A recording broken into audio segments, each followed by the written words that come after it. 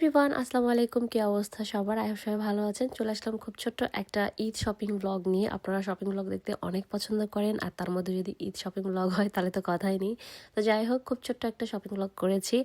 Last উইকে আমরা উইকেন্ডে গিয়েছিলাম শপিংয়ে। বেসিক্যালি কাভিয়া আর আনভিকের জন্য গিয়েছিলাম সেদিন। তোমার এই জ্যাকেটটা সুন্দর হয়েছে, নাইস লাগতেছে।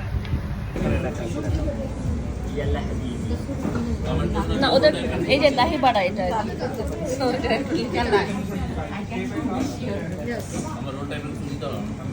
দাহি বাড়া খেতে চাও নাকি সালেকিন?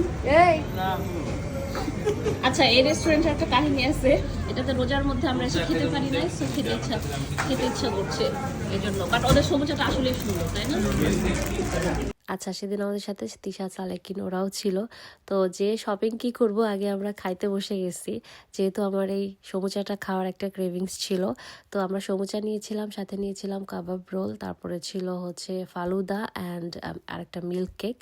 তো প্রত্যেকটা খাবারই আমার কাছে বেশ ভালো লেগেছে। অ্যান্ড ওই যে সমুচার সাথে একটা ওরা মিন্ট সস দেয়, এটা দিয়ে খেতে বেশ ভালো লাগে।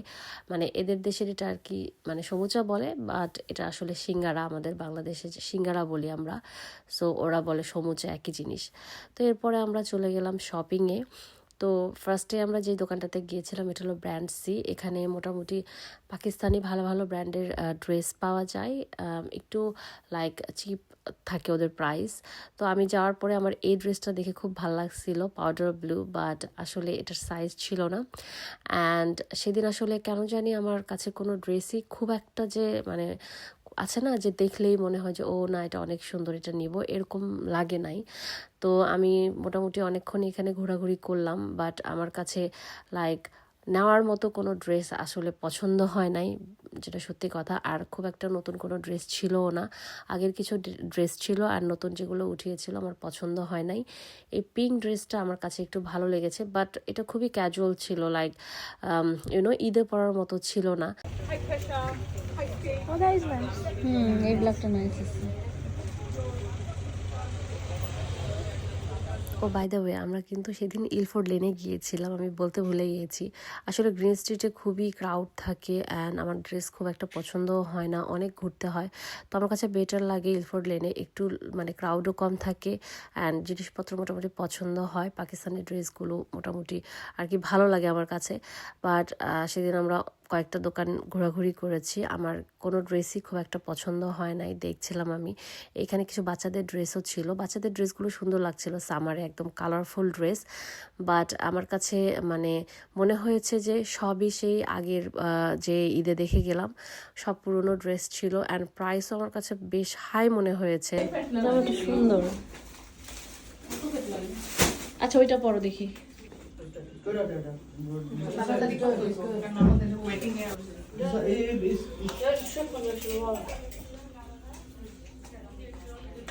কাভিয়া অনেকগুলো ড্রেস ট্রাই করলো, বাট একটাও ওর পছন্দ হয় নাই আসলে ওইভাবে। দেন আমরা আরডিসিতে চলে গেলাম, যে আমার এই নিয়ন ইয়েলো কালারের ড্রেসটা চোখে পড়েছে।